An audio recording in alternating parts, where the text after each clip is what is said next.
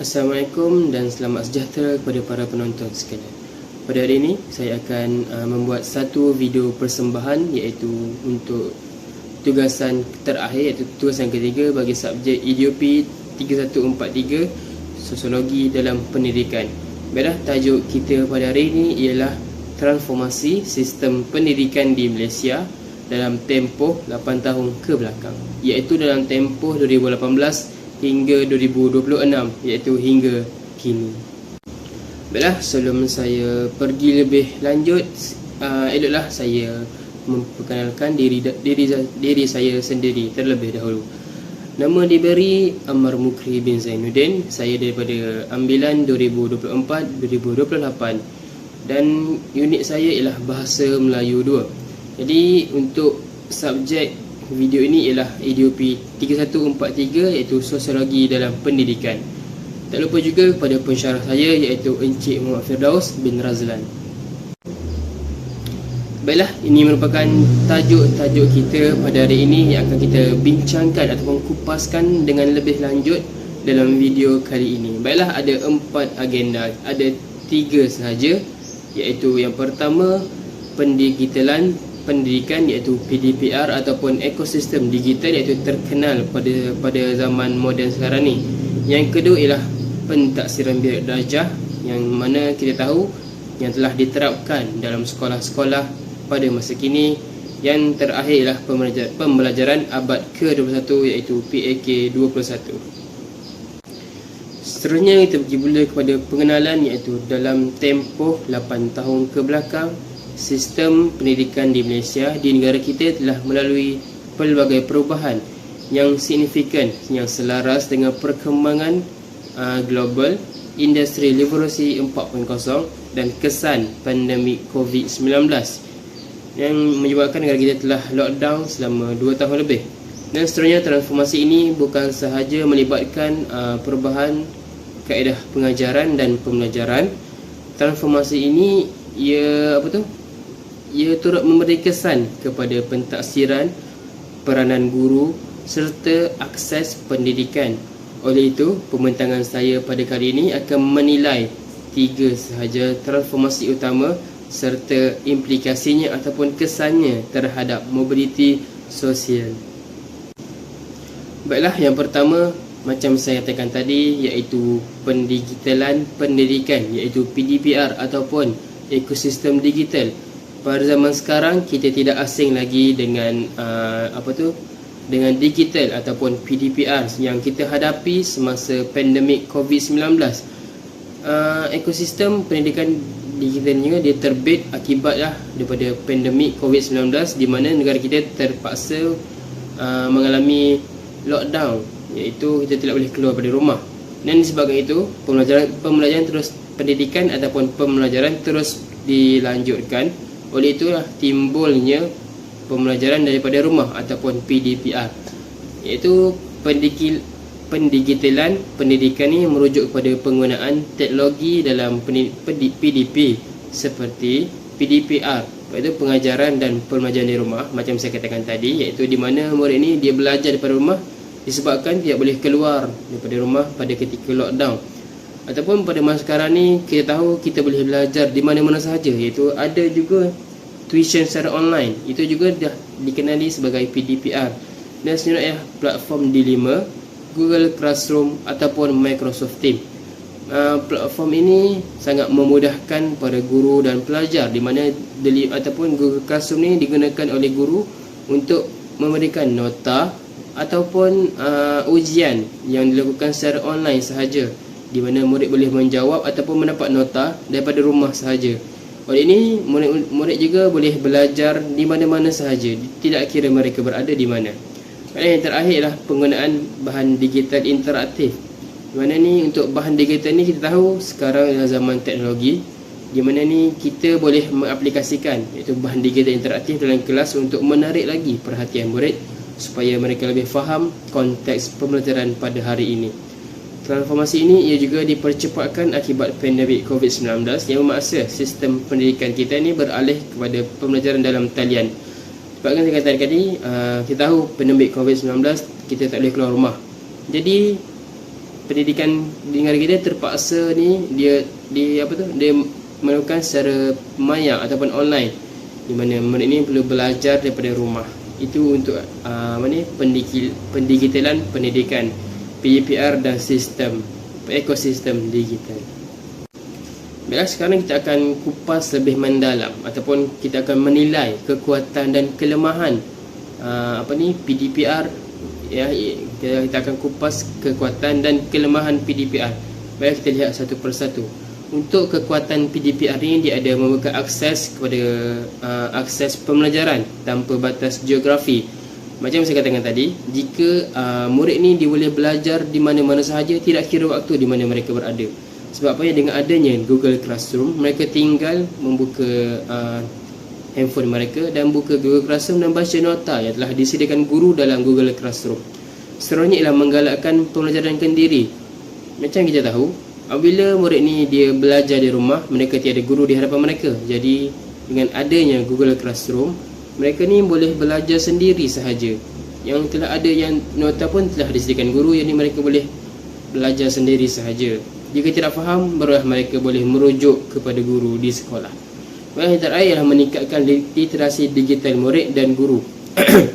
Kita tahu pada zaman sekarang ni sangat hairan jika seseorang itu tidak mahir menggunakan digital. Oleh itu, dengan adanya PDPR ni, dia dapat melatih dari awal murid ni dia mahir dalam menggunakan teknologi, supaya mereka tidak, apabila mereka besar nanti, mereka tidak terkejut dengan dengan dunia moden dan mereka akan melencong ke arah lain. Sebab itu jugalah penting guru ni dia mahir juga dalam literasi digital. Maafkan saya. Kita pergi pula kepada kelemahan PDPR ni. Jadi yang pertama ialah jurang digital antara bandar dan luar bandar. Sebab apa berlakunya jurang digital? Kita tahu luar bandar ni tidak semaju bandar. Jadi mungkin dia punya akses internet tu lebih kurang berbanding bandar. Jadi sebabkan itu, murid yang berada di luar bandar akan sukar untuk mengakses Google Classroom sebab mereka tidak mempunyai capaian internet yang bagus. Jadi yang keduanya ialah kekangan peranti dan internet. Macam saya katakan tadi, kita ni berada di Malaysia, iaitu murid ni bukan murid di sekolah bukannya hadir daripada semua golongan kaya. Ada yang B40 dan ada yang M40. Jadi disebabkan ini merupakan masalah ataupun kekangan kepada pelajar yang daripada B40. Sebab apa? Kita tahu mereka ni kais pagi makan pagi. Disebabkan itu, mereka ni sukar ataupun untuk membeli peranti yang bagus untuk anak-anak mereka lah dalam proses pembelajaran di rumah. Jadi sebabkan itu mungkin berlaku sikit kesukaran kepada mereka untuk belajar. Tapi bukan penghalang lah. Jadi yang terakhir ialah kurangnya interaksi sosial dan pemantauan murid. Jadi apabila murid ni dia lebih belajar di rumah bukan belajar di sekolah, jadi interaksi antara rakan-rakan sebaya mereka amatlah kurang. Disebabkan itu mungkin mereka ni mempunyai masalah komunikasi dengan orang lain. Ataupun kita katakan sebagai ni introvert lah, iaitu seorang yang pemalu. Ini merupakan salah satu kelemahan lah jika murid ni terlalu lama belajar di rumah ataupun PDPR lah. Seterusnya kita lihat apa implikasi ataupun kesan kepada mobiliti sosial ni. Apa kesannya PDPR kepada mobiliti sosial? Maksudnya yang pertama, pendigitalan ni dia berpotensi meningkatkan mobiliti sosial kerana dia memberikan akses ilmu secara luas dan tanpa had. Namun jurang digital ini dia boleh menyebabkan ketidaksamarataan pendidikan, di mana pelajar ni yang berasal daripada B40 ni lebih terkesan dan berisiko tercicir dalam pembelajaran. Macam kita tahu dalam masa pandemik COVID-19 tu, pelajar golongan B40 ni dia tidak dapat belajar kerana mereka tidak mempunyai peranti dan capaian internet yang bagus sebab mereka berada di luar bandar. Iaitu kita pergi pula apa cadangan penambahbaikan yang boleh kerajaan lakukan. Baiklah, yang pertama, kerajaan boleh memperluaskan capaian internet yang berkualiti tinggi, di mana pelajar yang berada di luar bandar pun dapat mengakses dapat mempunyai akses internet yang bagus, iaitu capaian internet yang bagus, hingga mereka ni boleh belajar daripada rumah. Yang seterusnya, maafkan saya, yang kedua ialah penyediaan peranti bagi pelajar yang kurang berkemampuan. Kita tahu kerajaan ada inisiatif di mana mereka memberikan tablet ataupun laptop kepada pelajar daripada golongan B40. Disebabkan ini, mereka murid yang berasal daripada golongan B40 dapat belajar juga walaupun mereka daripada rumah. Yang terakhir, latihan intensif kepada guru dalam pedagogi digital. Jadinya apabila seorang guru tu dia mahir dalam digital, mereka tidak mempunyai masalah untuk mengajar walaupun mereka berada di mana. Disebabkan itu, amatlah penting guru-guru ni dia mengikuti kursus pendigitalan supaya memudahkan lagi mereka ni dia mengajar murid secara maya. Sebab kita tahu sekarang ni dunia moden, jadinya PDPR kerap berlaku. Baiklah, kita pergi pula kepada transformasi yang kedua, iaitu pentaksiran bilik darjah ataupun lebih dikenali sebagai PBD ataupun lebih mudah difahami dengan PBD. Baiklah, PBD ini ialah merupakan satu pendekatan pentaksiran berterusan yang menilai perkembangan murid dari murid secara menyeluruh dari aspek kognitif, iaitu pengetahuan, afektif, iaitu sikap mereka, dan psikomotor, iaitu kemahiran. Jadinya kita tahu PBD ni dia telah diterapkan dalam dalam sekolah. Ia juga ni telah menggantikan UPSR, di mana ni guru perlu menilai murid secara menyeluruh untuk menggantikan UPSR yang telah dimasukkan. Jadinya PBD ni dia mengurangkan kebergantungan kepada pemeriksaan berpusat. Macam saya katakan tadi, PBD ni dia telah menggantikan UPSR. Kita tahu UPSR ni merupakan satu peperiksaan akhir yang telah diduduki oleh pelajar-pelajar Malaysia daripada dulu lagi, iaitu berperiksaan secara pusat. Jadi dengan hadirnya PBD ni, ia telah mengurangkan kebergantungan kepada peperiksaan tersebut. Jadi mari kita nilai pula PBD ni dari aspek kekuatan dan kelemahannya. Bila apakah kekuatan PBD ni? Baiklah, yang pertama, penilaian lebih adil dan holistik. Baiklah, jika kita lihat UPSR, dia bukannya tak adil ataupun tidak menyeluruh, tapi kadang-kala kita ni sebagai pemeriksa ada budi bicara. Jikalau murid membuat kesilapan, mungkin dia akan bagi betul juga. Itu lebih adil lah. Dan jika kita lihat PBD ni, murid-murid ataupun guru-guru dia nilai murid dari awal hingga akhir. Jadi guru tahu apakah kekuatan sebenar murid tu. Maknanya katanya PBD ni dia lebih adil dan holistik untuk menilai seseorang murid. Jadi yang keduanya, dia mengurangkan tekanan peperiksaan. Kita tahu, dan saya sendiri juga telah mengalami tekanan peperiksaan tersebut lah semasa UPSR dahulu. Ini kita tahu kita sering ditekan oleh ibu bapa kita ni untuk mendapat kecemerlangan dalam UPSR. Jadinya murid, untuk mengurangkan lagi tekanan tersebut, kerajaan telah memasukkan UPSR demi untuk mengurangkan tekanan murid-murid lah. Jadinya PBD ni dia telah mengurangkan tekanan murid. Tetapi tekanan ini juga bukan terhadap murid sahaja, tetapi guru juga. Guru ni sering ditekan oleh guru besar untuk mendapat skor yang bagus supaya dapat meningkatkan lagi nama sekolah. Jadinya guru-guru ni kadang-kadang dia pening macam mana nak buat untuk meningkatkan lagi markah murid dalam peperiksaan. Jadi dengan adanya PBD, tekanan tersebut telah dihilangkan. Jadi yang terakhir ialah memberi peluang kepada semua murid untuk menyerah. Jadinya dalam UPSR ni kita tahu kadang-kala dia tidak semua memberikan peluang kepada murid. Sebagai contoh, pada hari peperiksaan ada murid tu dia telah mengalami tekanan daripada rumah. Maknanya katanya mungkin mak ayah dia bergaduh ataupun adik-beradik dia kacau dia, tak boleh belajar. Jadinya pada hari peperiksaan tersebut dia tidak dapat fokus untuk menjawab dengan baik. Disebabkan itu, markah dia telah menurun dengan sangat rendah. Dia telah memberikan tekanan kepada dia. Jadinya dengan adanya PBD ni, guru bukan tengok pada hari itu sahaja, Maknanya katanya guru tengok pada awal hingga akhir. Jadinya dia lebih dapat membuka peluang kepada murid untuk menyalah, sebab dia tidak tengok pada hari itu sahaja. Jadi kita pergi pula kepada kelemahan PBD. Beban kerja guru meningkat. Sebab apa meningkat? Sebabnya guru ni dia perlu tengok dari awal hingga akhir macam mana perkembangan murid. Jadi setiap apa yang murid buat tu, guru perlulah membuat laporan.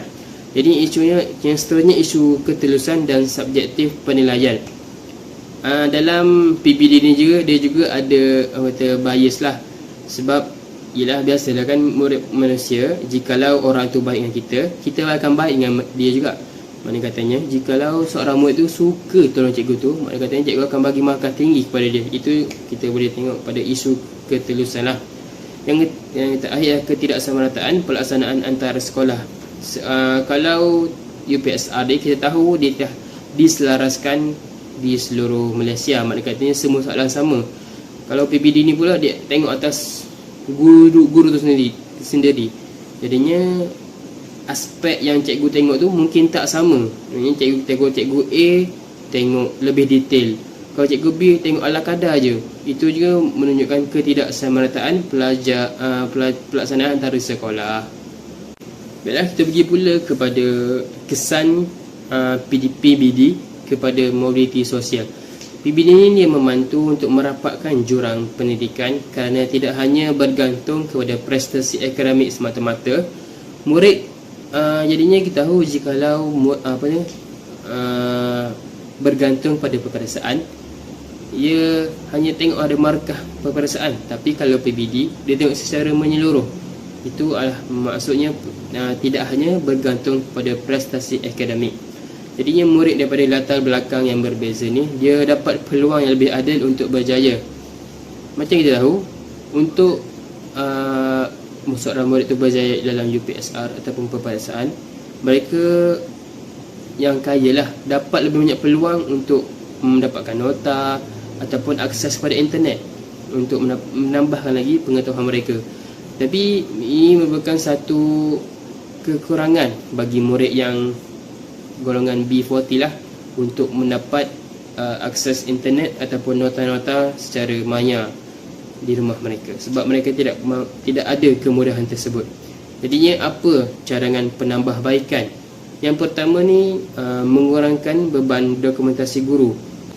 Yang kedua pula ialah menyediakan garis panduan standard yang lebih jelas. Maknanya katanya kerajaan ataupun KPM dia perlulah bagi guru ni satu garis panduan yang standard untuk guru ni menilai murid dari aspek apa. Jadi dengan adanya garis panduan tersebut, mungkin pemarkahan PBD akan menjadi lebih adil dan telus. Yang terakhir ialah mengukuhkan latihan profesional kepada guru. Katanya KPM perlu membuat kursus kepada guru untuk mendedahkan lagi tentang pengetahuan PBD. Kita beralih pula kepada transformasi yang terakhir, iaitu pembelajaran abad ke-21 ataupun lebih dikenali dengan PAK 21 ataupun Soft Learning Skill. Jadi dalam PAK 21 ni dia menekankan ada 5 aspek ataupun 5 inilah yang telah ditekankan dalam PAK 21. Yang pertama, komunikasi. Yang kedua, kolaborasi. Yang ketiga, kreativiti. Yang keempat, pemikiran kritis. Dan yang terakhir ialah nilai murni. Setiap kemahiran ni dia ada kelebihan masing-masing lah. Kalau komunikasi ni, murid ni dia dapat belajar lagi cara interaksi dengan orang lain. Yang seterusnya, kolaborasi ni kita tahu dekat sekolah telah diterapkan belajar secara berkumpulan. Jadi dengan adanya murid ni dapat ada satu perasaan, iaitu saling bekerjasama dalam kumpulan untuk menyelesaikan satu masalah. Yang ketiga, kreativiti. Kita tahu murid sekarang ni lebih kreatif. Mana mereka ni lebih, otak mereka ni dapat memikirkan satu benda yang lebih menarik. Yang terakhir, yang keempat, pemikiran kritis. Dalam pemikiran kritis ni, murid dapat menyelesaikan masalah yang datang secara tiba-tiba. Yang terakhir adalah nilai murni, iaitu guru di sekolah akan mengajarkan murid untuk membentuk satu sahsiah yang baik yang telah diterapkan dalam diri murid. Seterusnya, maaf saja, PAK 21 ni dia merupakan satu pendekatan yang berpusat ke murid, di mana ni melibatkan aktiviti seperti perbincangan kumpulan, pembelajaran berasaskan projek dan penyelesaian masalah. Itu untuk PAK 21. Baiklah, mari kita nilai pula ataupun kupas lebih mendalam dalam PAK 21 ni. Kita lihat daripada aspek kekuatan dan kelemahan. Yang pertama, aspek kekuatan ni dapat meningkatkan kemarahan insaniah. Sebab apa kita tahu dalam PAK 21 ni dia ada 5 aspek yang dapat membentuk jati diri murid yang baik. Jadinya dengan adanya penyerapan 5 aspek tersebut, dia dapat membina satu karakter yang baik dalam diri murid-murid lah. Yang kedua ialah melahirkan seorang murid yang berdaya saing.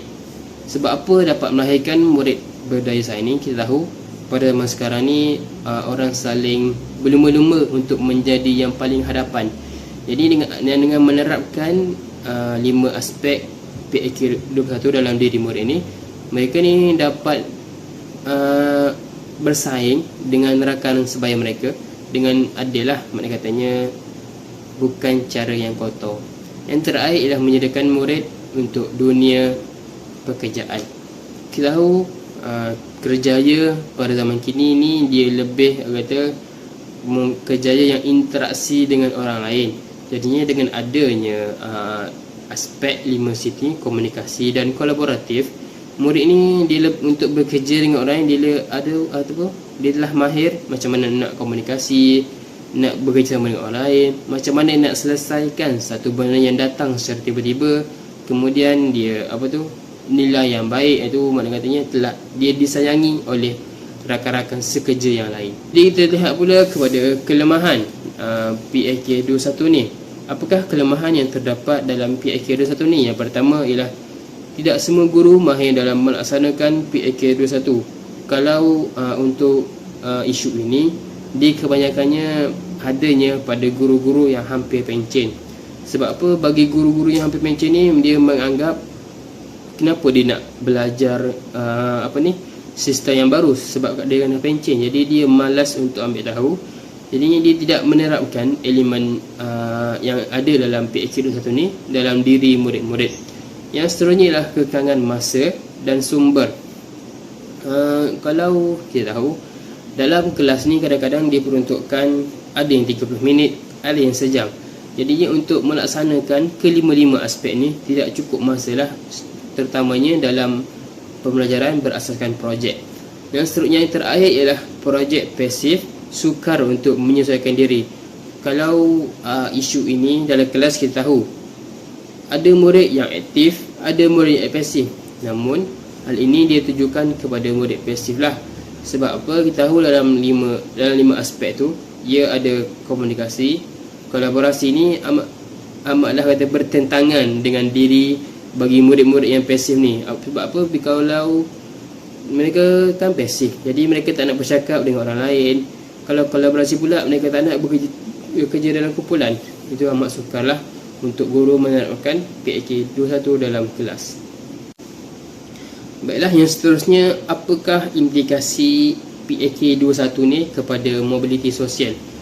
PAK 21 ni dia meningkatkan kebolehpasaran murid kerana ni mereka telah dilengkapi dengan kemahiran yang diperlukan dalam dunia pekerjaan moden.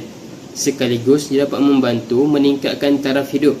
Macam saya katakan tadi, jikalau seseorang murid tu dia telah ada dalam diri mereka ni kelima-lima aspek PAK 21 ni, mereka ni dia sangatlah orang kata